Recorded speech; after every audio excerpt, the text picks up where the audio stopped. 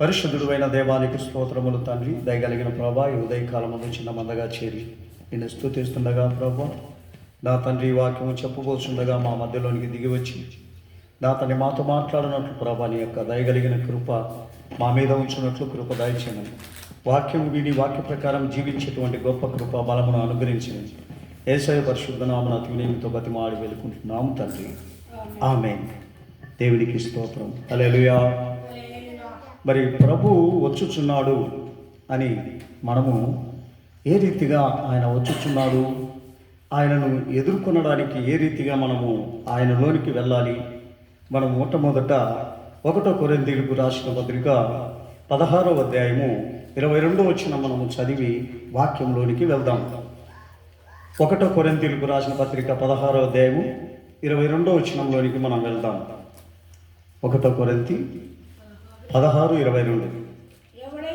ఎవడైనను ప్రభువును ప్రేమింపకుంటే వాడు శపింపబడును.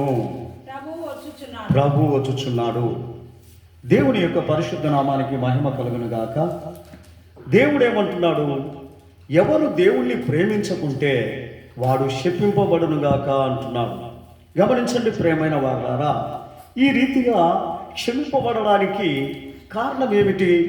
గమనించండి. మనము ఆదామును చూసినప్పుడు అతడు దేవుని యొక్క దగ్గర ఉండి కూడా, దేవునితో సహవాసం చేసి కూడా దేవుని యొక్క మాటలు వినకుండా అతడు శపింపబడినట్లుగా మనం చూస్తున్నాం. గమనించండి ప్రియమైన వారులారా, ఈరోజు మనము కూడా దేవుని యొక్క సన్నిధానంలో ఉండి దేవుని యొక్క ప్రార్థన చేస్తూ దేవుని యొక్క ఆలోచన ప్రకారము కొన్ని దినములు జీవించిన తర్వాత దేవుని యొక్క చిత్తమును మనము ఎరగకుండా, మనము ఆయనను ఏమాత్రము ప్రేమించకుండా ఉన్నట్లయితే, ఆయన మాట వినుకోకుండా ఉన్నట్లయితే మనమందరం కూడా ఆ ఆదాము వల్లనే శపింపబడుచున్నాము అని చెప్పి మనతో హెచ్చరిస్తున్నాడు. గమనించండి ప్రియమైన వారులారా, చివరి దినాలలో మనం ఉన్నాం. ఈ చివరి దినాలలో ఆయన నేను త్వరగా వచ్చుచున్నాను అంటున్నాడు. గనుక ఆయన వచ్చేటువంటి యొక్క చిత్తానికి మనమందరము శపింపబడిన వారముగా ఉండకుండా ఉండాలని దేవుడు మనతో హెచ్చరిస్తున్నాడు. గమనించండి ప్రియమైన వారులారా, సౌలు యొక్క జీవితంలో కూడా మనం చూసినప్పుడు ఇతన్ని మొట్టమొదట అతడు దేవుని నమ్మినాడు, దేవునితో ప్రవచించినాడు, దేవునితో ప్రార్థన చేసినాడు, దేవునితో సహవాసం ఉన్నాడు.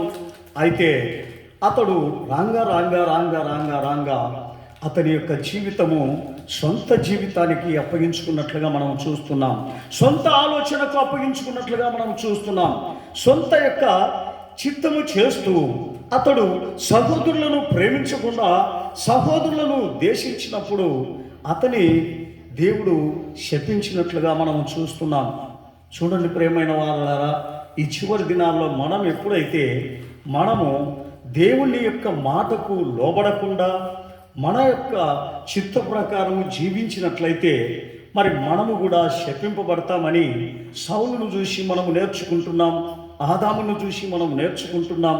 సౌలు యొక్క జీవితంలో అతడు దేవుని దగ్గర ఉన్నంత వరకు మంచిగా ఉన్నాడు.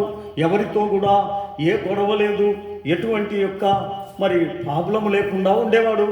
ఎప్పుడైతే ఇతడు శపింపబడి ఉన్నాడో అతనికి పగ వచ్చేసింది, కోపం వచ్చేసింది, చంపాలనేటువంటి నరహత్య కలిగినటువంటి స్వభావం ఈ సౌలులో ప్రవేశించింది. ప్రేమైన దేవుని బిడ్డ, దేవుని నమ్మిన తర్వాత మన జీవితములు అటువంటి యొక్క శపింపబడినటువంటి స్థానంలోనికి వెళ్లకుండా ఉండాలని దేవుడు మనల్ని ఏడుకుంటున్నాడు, అడుగుతున్నాడు. అందుకనే మత్తయి సువార్త 24వ అధ్యాయంలో 12వ వచనములో మనము చూసినప్పుడు 24వ అధ్యాయము 12వ వచనము మత్తయి సువార్త, అక్రమము విస్తరించుట చేత అనేకుల ప్రేమ చల్లారిపోతుంది. గమనించండి, ఎప్పుడైతే ఒక మనిషిలో అక్రమము విస్తరిస్తుందో, అన్యాయమైన జీవితం విస్తరిస్తుందో, అనేకమైనటువంటి దేవునికి విరుద్ధమైన కార్యములు ఎప్పుడైతే మనిషిలో ప్రవేశిస్తాయో ఆ అక్రమం వలన దేవుని యొక్క ప్రేమ ఆ మనిషిలో చల్లారిపోతుంది అని చెప్తా ఉన్నాడు. గమనించండి ప్రియమైన వారలారా, ఎప్పుడైతే మనము చల్లారిపించుకుంటామో అప్పుడే మనము శాపకస్తులుగా మారిపోతూ ఉన్నాం.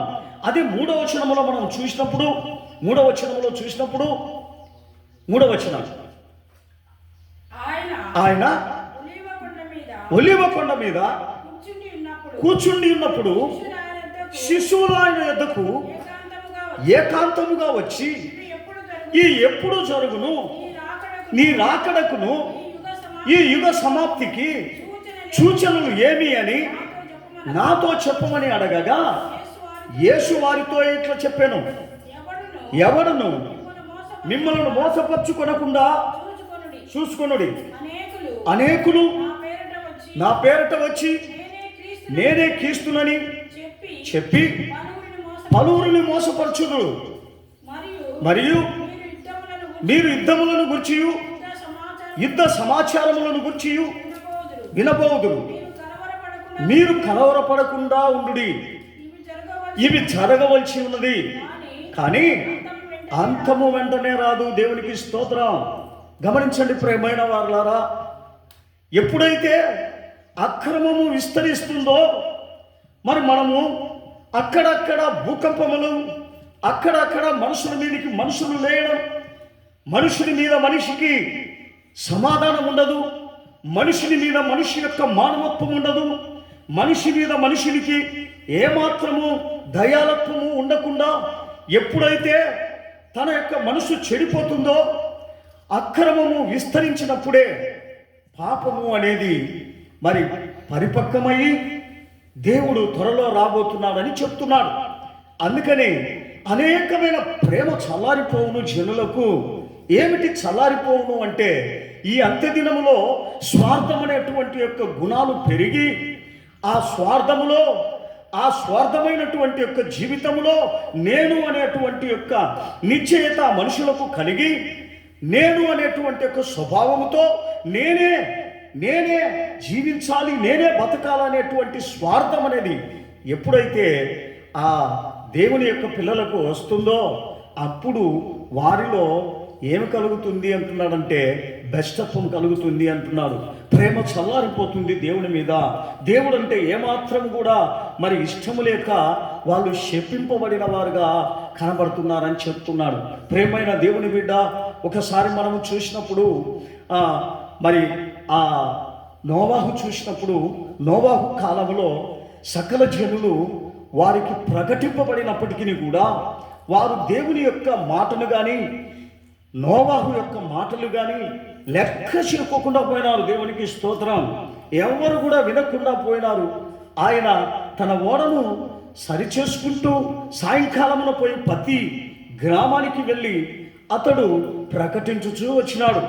కానీ ఎవరు కూడా మరి వినకుండా ఆయన ప్రేమను తోసివేసినట్లుగా మనం చూస్తున్నాం. ఎప్పుడైతే ఆయన మాట వినకుండా, ఎప్పుడైతే ఆయన యొక్క ప్రేమను వాళ్ళు తోసివేసినారో, అక్రమం అనేది విస్తరించింది.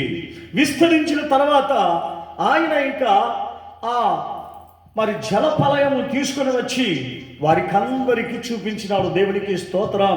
ఇదిగో ఈ చెడు యొక్క గుణములు ఎప్పుడైతే మీ స్వభావాలలో ఉంటాయో, అప్పుడు మీకు ఇదిగో అంత్యము సమీపించిందని దేవుడు వారినందరిని కూడా సంహరించినట్లుగా మనం చూస్తున్నాం. ఈ చివరి దినాలలో మరి మన జీవితంలో కూడా దేవుని మీద ఇప్పుడు ఎవరికి ప్రేమ లేదండి. ఎందుకు ప్రేమ లేదు అంటే, అక్రమం అనేది విస్తరించింది అంటున్నాడు.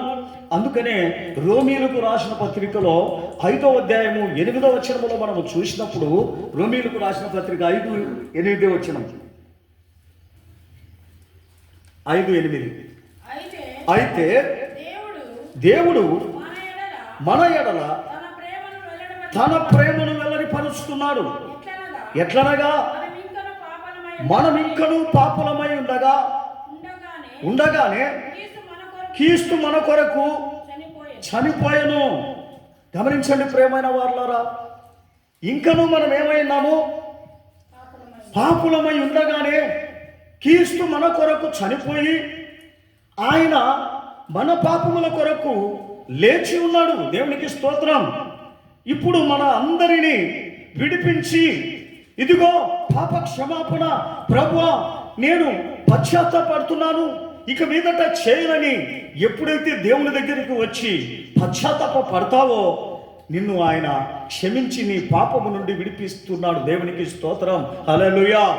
గమనించండి ప్రియమైన వారలారా, ఇటువంటి యొక్క నిరీక్షణ కలిగినటువంటి యొక్క దేవుడు, ఇటువంటి యొక్క మరి ఆసక్తి కలిగిన దేవుడు, నిన్ను నన్ను ఈ లోకములో ప్రేమించని యొక్క జనులు ఎందరో ఉన్నారు. మన యోగక్షేమములు చూడని యొక్క జనులు మన సొంత వారై ఉన్నప్పటికీ కూడా, చూసేటువంటి వారు లేడైనప్పటికీ కూడా, మన ప్రభు మన యోగక్షేమములను, మన కష్ట నష్టములను అన్నీ చూసి మనల్ని కాపాడుతూ వచ్చేటువంటి యొక్క దేవుణ్ణి మనము ప్రేమించకుండా ఉన్నామంటే ఎంత దౌర్భాగ్య స్థితి. ఒక్కసారి ఆలోచన చేయాలి మనం.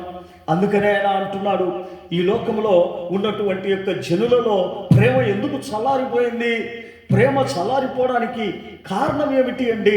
ఒకసారి మనము చూసినప్పుడు మరి మనలో స్వార్థం అనేది ఎప్పుడైతే పెరుగుతూ ఉందో ప్రేమ చల్లారుతూ ఉంటుంది.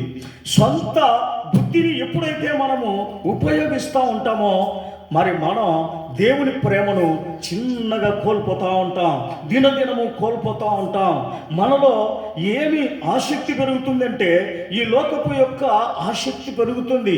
లోకములో ఉన్న వాటి మీద మనకు మరి అనేకమైనటువంటి ఆశలు పెరుగుతాయి. అందుకని లోకములో ఉన్న వాటిని ఎప్పుడైతే మనం ప్రేమించి లోకాశలతో మనము మరి లోకములోకి మనం వెళుతున్నామో దేవుని ప్రేమ మన నుండి దూరం అయిపోతుంది అని చెప్తా ఉన్నాడు. దేవునికి స్తోత్రం.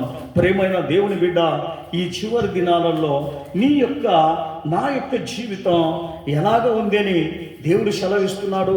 గమనించండి ప్రేమైన వారలారా, ఈ యొక్క మనుషులు శపించడానికి కారణం ఏమిటి?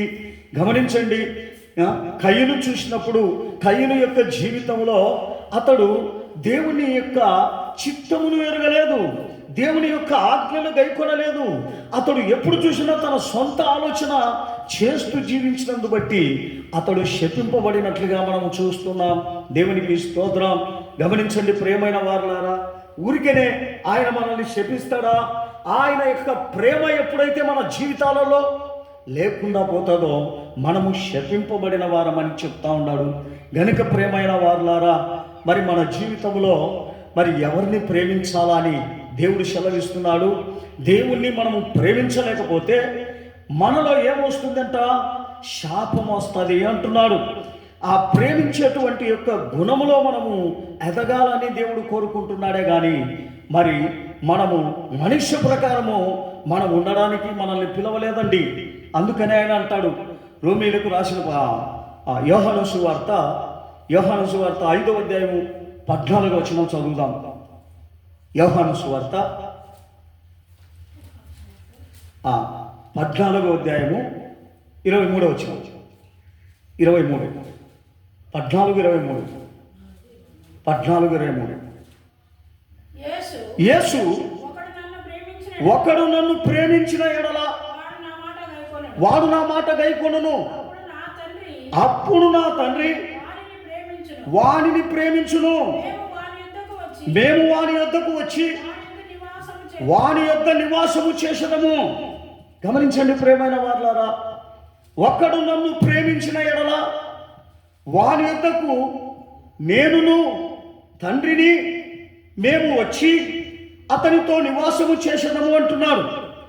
అతడు ప్రేమించకపోతే అతనితో నివాసం చేస్తాడా? అతనితో జీవిస్తాడా దేవుడు? అందుకనే గమనించండి ప్రియమైన వారలారా, ఆకాను యొక్క జీవితంలో చూసినప్పుడు అతడు దేవుని ప్రేమించినాడు, దేవుని మాట విన్నాడండి. దేవుని మాట విన్నాడే కానీ దేవుని యొక్క ఆజ్ఞలు గైకొనలేదు. శపింపబడినటువంటి యొక్క వస్తువులు ఏవి కూడా మీరు తీసుకోవద్దు అని చెప్పి దేవుడు చెప్పినప్పుడు ఇతడు శపింపబడినటువంటి యొక్క వస్తువులు తీసుకొని అతడు శపింపబడినదే గాక అక్కడ ఉన్నటువంటి యొక్క జనులందరినీ కూడా శాపగ్రస్తులుగా మార్చినాడు. గమనించండి ప్రియమైన వారలారా, మన ఇంట్లో మనం ఎప్పుడైతే దేవుని ప్రేమించకుండా ఎప్పుడైతే శపింపబడతామో మన ఇల్లంతా శపింపబడి ఉంటుంది. మన యొక్క జనులందరూ కూడా శపింపబడి ఉంటారు. అది గుర్తెరగక దేవుని ప్రేమించకుండా మనం ఏం చేస్తున్నామంటే ఈ లోకంలో ఏదో సామెతకు వెళ్తున్నాం, దేవుని సన్నిధానానికి పేరుకు వెళ్తున్నాం, కానీ దేవుని ప్రేమించేటువంటి ఒక గుణం లేదు. దేవుని ప్రేమించకపోతే మనం శాపగ్రస్తులమై ఉన్నామని దేవుడు చెప్పినప్పటికీ మనం వాటిని లెక్క చేయకుండా ఉన్నాం. అదే రోమీయులకు రాసిన పత్రిక 5:5 చదువుదాం. రోమీయులకు రాసిన పత్రిక 5:5 ఎందుకనగా ఈ నిరీక్షణ మనలను సిగ్గుపరచదు, మనకు అనుగ్రహింపబడిన పరిశుద్ధాత్మ ద్వారా దేవుని ప్రేమ మన హృదయములలో కుమ్మరింపబడి ఉన్నది. దేవునికి స్తోత్రం. గమనించండి ప్రేమైన వారులారా, దేవుని యొక్క ఆత్మ ఎప్పుడైతే మనలో ఉంటుందో దేవుని యొక్క ప్రేమ మనలో కుమ్మరింపబడుతున్నది అంటున్నాడు. దేవుని యొక్క ఆత్మ మనలో కుమ్మరింపబడి పోకుండా ఉన్నట్లయితే దేవుని ప్రేమ మన దగ్గర ఉండదండి. అప్పుడు మనము అనేకమైనటువంటి యొక్క లోకానుసరమైనటువంటి యొక్క జీవితాన్ని చూస్తాం. లోకములో ఉన్న వాటి వస్తువులను చూస్తాం. లోకములో ఉన్నటువంటి యొక్క ప్రేమ వేరు, దేవుని యొక్క ప్రేమ వేరు, మనిషి ప్రేమ వేరు. గమనించండి, సాతాను యొక్క ప్రేమ వేరు. ఇటువంటి యొక్క ప్రేమలో నువ్వు ఎవరిని ఏ ప్రేమలో ప్రేమిస్తున్నావని ప్రభు నన్ను అడుగుతున్నారు. గమనించండి, దేవుని ప్రేమ ఏమిటి అంటే ఏమి లేకున్నా, ఏమి ఇవ్వకున్నా, ఏమి చేయకున్నా నిన్ను ప్రేమిస్తూనే ఉంటాడు. గమనించండి, మనుషులైతే ప్రేమిస్తారు, మనము పెడితే మనకు ప్రేమిస్తారు, ఇస్తే మనతో మాట్లాడతారు, ఆ ప్రేమ ఉంది. కానీ సైతాను ప్రేమ అంటే గమనించండి ప్రేమైన వారులారా, అది కూడా ప్రేమిస్తుంది. ఎవరిని ప్రేమిస్తుంది? నరకములోనికి పోయేదానికి, దేవుని ప్రేమ నుండి విడిపించడానికి అది కూడా మనల్ని ప్రేమించి అనేకమైనటువంటి ఒక మాటలు చెప్తుందండి. ఏ రీతిగా మాటలు చెప్తుంది గమనించండి. ప్రభు వచ్చి ఆదాముతో చెప్పిపోయినటువంటి ఒక మాటలు ఏమిటి? ఓ ఆదామా, ఇది తినేది దినమే నువ్వు చనిపోతావని చెప్తే సాతానుడు వచ్చి ఏ మాటలు చెప్తున్నాడు? నువ్వు చావనే చావవు, నువ్వు బతుకుతావు, దేవదూతలు అవుతావని చెప్పి సాతాను అతడు కూడా ప్రేమించి ఆదాముకు మాటలు చెప్తా ఉన్నాడు. ప్రేమైన దేవుని బిడ్డ, మరి దేవుని మాటలను విడిచి, దేవుని ప్రేమను విడిచి, దేవుని యొక్క దయాలత్వమును, దేవుని యొక్క మంచి యొక్క ధననిధిని విడిచి ఇతడు ఏమైపోయినాడు? సాతాను యొక్క మాటలు విని శపింపబడినట్లుగా మనం చూస్తున్నాం. దేవునికి స్తోత్రం. హల్లెలూయా.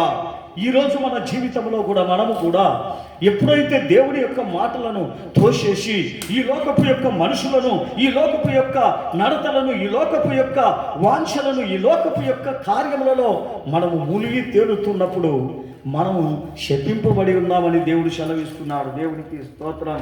హల్లెలూయా.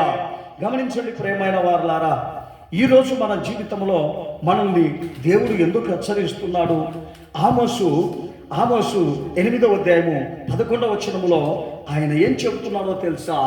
నా వాక్యం ఎక్కడుండాలా? నా వాక్యమును మీరు ప్రేమించాలా?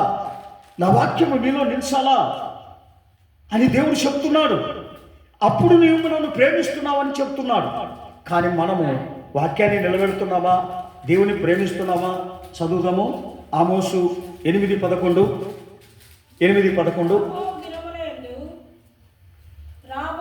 రాబోవు దినముల యందు దేశములో నేను క్షామము పుట్టించుదును. ఏమిటంట? అన్యపానములను లేకపోవటమును కలుగు క్షామము కాక యెహోవా మాటను వినకపోవటం వలన కలుగు క్షామమును నేను కలగజేశాను. గమనించండి ప్రియమైన వారులారా, ఆయన మాటలు ఇప్పుడు వినబడతా ఉన్నాయి. కొన్ని దినములు అయిన తర్వాత ఏ కరువు వస్తుందంట? వాక్యం అనేదే లేకుండా కరువు వస్తుంది అంటున్నాడు. ఆ దుర్దినములు మనకు ముందుగా ఉన్నాయి.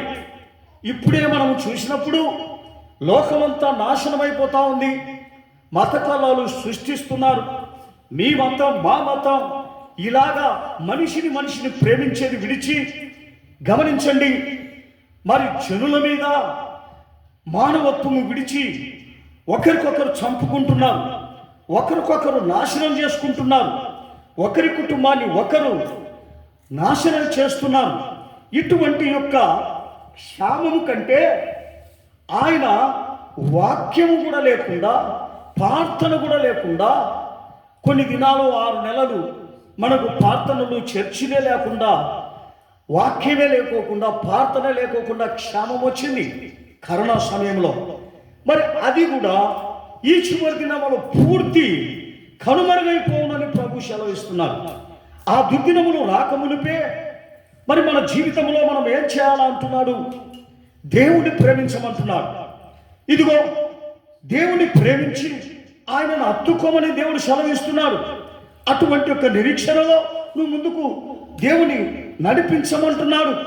అది హెబ్రీయులకు రాసిన పత్రిక 3:8 వచనములో మనం చదివినప్పుడు, హెబ్రీయులకు రాసిన పత్రిక 3:8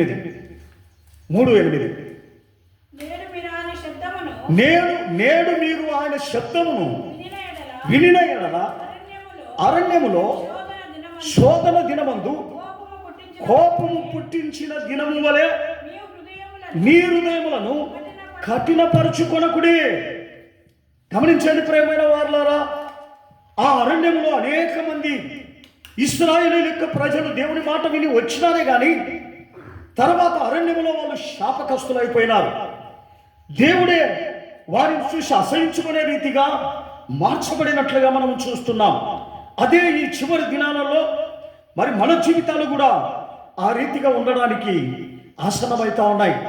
అందుకని దేవుని ప్రేమ లేదండి. ఇప్పుడు అంతా ఏ ప్రేమ ఉంది అంటే డబ్బు మీద వ్యామోహము, డబ్బు సంపాదన చేసుకునేటువంటి వ్యామోహము, దీని మీద వ్యామోహం ఉంది. కానీ ఎవరి మీద వ్యామోహము లేదంటున్నాడంటే దేవుని మీద వ్యామోహము లేదంటున్నాడు. గమనించండి ప్రియమైన వారులారా, ఈ వ్యామోహం ఎందుకు వచ్చింది? యూదా ఇస్కరియోతు జీవితంలో మనం చూసినప్పుడు, యూదా ఇస్కరియోతు తన యొక్క జీవితంలో తాను డబ్బు సంచి మీదనే ఆశ, ఆ డబ్బు సంచి మీద ఆశ తప్ప మరొక గుణం లేదు. ప్రభువు దగ్గరనే జీవిస్తున్నాడు, ప్రభువు వాక్యం వింటున్నాడు, ప్రభు యొక్క ప్రార్థన చేస్తున్నాడు, ప్రభు పడకలోనే ఉంటున్నాడు, ప్రభు నడకలోనే ఉంటున్నాడు, ప్రభు యొక్క దారిలోనే ఉంటున్నాడు. కానీ ఇతని యొక్క స్వభావం అంతా కూడా డబ్బు వ్యామోహమే. గమనించండి ప్రియమైన వారులారా, ఇటువంటి యొక్క వ్యామోహము ఎప్పుడైతే యూదా ఇస్కరియోతుకు ఉండేనో అతడు శపింపబడినట్లుగా మనం చూస్తున్నాం. గమనించండి ప్రియమైన వారులారా, ఆఖాను తన జీవితంలో ఒక్కడు తన యొక్క మరి శపింపబడినటువంటి రీతిగా మార్చబడినప్పుడు తన యొక్క వంశమంతా కూడా క్షేపింపబడినట్లుగా, పిల్లలు, భార్య, మరి తన బంధుమిత్రులు అందరూ కూడా క్షేపింపబడినట్లుగా మనం చూస్తున్నాం. ఈరోజు ప్రియమైన దేవుని బిడ్డ, నీ జీవితంలో నువ్వు ఎలాగా దేవుని ప్రేమిస్తున్నావు? ప్రేమ అనేది ఏది? దేవుని యొక్క సన్నిధానంలోనికి పోయి వచ్చేదా? దేవుని వాక్యము నీతో ఏ రీతిగా సెలవిస్తుందో వాటి ప్రకారము నడచడమే దేవుని యొక్క ప్రేమించడము అంటున్నారు. అటువంటి యొక్క ప్రేమ కలిగి నీవు నేను ఉండాలని దేవుడు మనకు ఈ వాక్యముల చేత హెచ్చరిస్తున్నాడు. అదే కీర్తన 46వ అధ్యాయము 6వ వచనము చదువుదాం. 46:6 వచనం, కీర్తన 46:6. జనములు ఘోషించుచున్నవి, రాజ్యములు కదులుచున్నవి, ఆయన తన కంఠధ్వని వినిపించగా భూమి కరిగిపోవును. గమనించండి ప్రియమైన వారులారా, సమయం ఆసన్నమైపోతా ఉంది. ఎక్కడ చూసినా దేశాలలో సమాధానము లేదు, భూకంపములు, భయంకరమైనటువంటి యొక్క స్థితి, ఇవన్నీ వచ్చుచున్నప్పటికీ కూడా మనిషిలో ఆశ చచ్చిపోలే. మనిషిలో దేవుని ప్రేమించే గుణము లేక లోకాన్ని ప్రేమించే గుణం ఉంది, కానీ దేవుణ్ణి ప్రేమించే గుణము మనుషునికి కనుమరుగైపోయిందండి. అందుకనే మనుషుడు శాపకస్తుడై ఉన్నాడని చెప్తున్నాడు. అదే 1 పేతురు 3వ అధ్యాయము 19-22 వచనాలు చదువుదాం. 1 పేతురు 3వ అధ్యాయము 19-20 చదువుదాం. 19-20. దేవుని దీర్ఘశాంతము ఇంకా కనిపెట్టుచున్నప్పుడు పూర్వము నోవాహు దినములలో ఓడ సిద్ధపరచుచుండగా అవిధేయులైన వారి యొద్దకు అనగా శరలో ఉన్న ఆత్మల యొద్దకు ఆయన ఆత్మరీతిగానే వెళ్ళి వారికి ప్రకటించెను. ఆ ఓడలో కొందరు అనగా 8 మంది నీటి ద్వారా రక్షణ పొందిరి.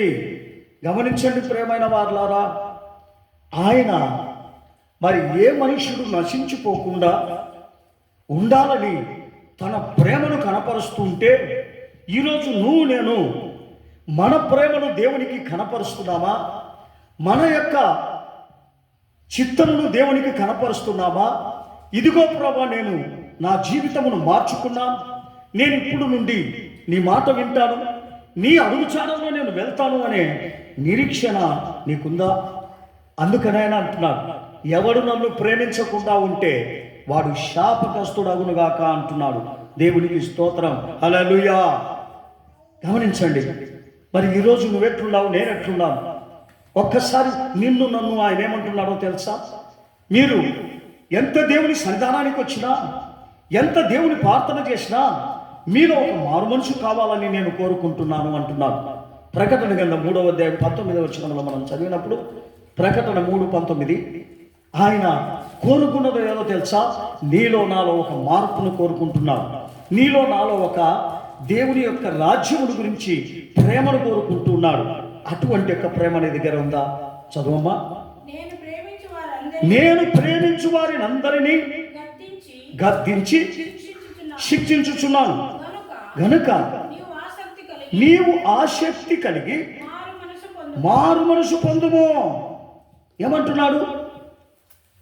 నేను ప్రేమించిన ప్రతి ఒక్క మనిషిని శిక్షిస్తాను, గద్దిస్తాను. కానీ నువ్వేం చేయమంటున్నాడు ఆయన? ఆసక్తి కలిగి మారు మనసు పొందమంటున్నాడు. ప్రేమైన దేవుని బిడ్డ, మరి మన జీవితంలో అటువంటి యొక్క ఆసక్తి కలిగినటువంటి గుణాలు ఉన్నాయా? అటువంటి యొక్క దేవుని కొరకు మనము మరి త్యాగం చేసి శాపగ్రస్తులుగా మార్చబడకుండా ఆయనతో ఎల్లప్పుడూ కూడా ప్రేమలో ఎదుగుతూ ఉన్నామా? అందుకనే నిన్ను నన్ను ఆయన ఏం చెప్తున్నాడో తెలుసా? మీరు నన్ను ప్రేమించిన ఎడల నన్ను చూస్తారు అనేటువంటి యొక్క స్థితిగా, ఇదిగో ప్రేమించిన వాడు ఆయన మూలముగా జన్మించినాడని చెప్తున్నాడు. ఆయన మూలముగా పుట్టినవాడు అంటున్నారు. మరి మనం ఎప్పుడైతే ఆయన మూలముగా ప్రేమించలేకపోయినట్లయితే, ఈ లోకములో ఉన్నటువంటి యొక్క ప్రేమను మనం ప్రేమించి, సాతాను యొక్క ప్రేమను మనం ప్రేమించి మనము జీవించినట్లయితే ఒక రోజున దేవుని పోగొట్టుకోవాల్సిన పరిస్థితి వచ్చాలి. అటువంటి ఒక దుర్దినములు నీకు రాకమునిపే ఇప్పుడే నీ మనసును మార్చుకొని దేవుని వైపు తిరగాలని దేవుడు కోరుకుంటున్నాడు. కనుక దేవుడి వాక్యమును దీవించునుగాక. హల్లెలూయా.